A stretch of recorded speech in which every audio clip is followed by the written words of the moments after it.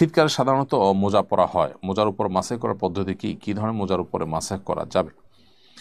শীতকালে যদি আপনি মোজা পরেন তার উপরে মাসাজ করতে পারেন। শর্ত হলো মোজাটা চামড়ার হবে, অথবা কাপড়ের মোজা হলে সেটার নিচের অংশ চামড়ার হবে, উপরের অংশ কাপড় হবে, এবং এত মোটা হবে যে উপর দিয়ে পানি দিলে ভিতরে যাবে না।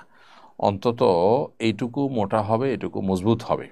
এটা ওলামায়ে আহনাফের মত। হাম্বলি মাযহাবের ওলামায়ে কেরাম, সৌদি আরবের বর্তমান ওলামায়ে কেরাম, তারা অবশ্য মোজা একেবারে ছেঁড়া বা একেবারে অতি পাতলা, যে ভেজানো হাত দিলেই ভেতরে চলে যাবে ভেজা বা আঁচ করা যাবে অথবা দেখা যায়, এরকম না হলে কাপড়ে মোজার উপরে তারা মাসাজ করার কথা বলেন। সৌদি আরবের বর্তমান ওলামায়ে কেরাম যারা আছেন হাম্বলি মাযহাবের অনুসারী, তারা বলেন। তো নিরাপদ হলে এক্ষেত্রে চামড়া মোজার উপরে ভরসা করা, চামড়া মোজা পরিধান করা।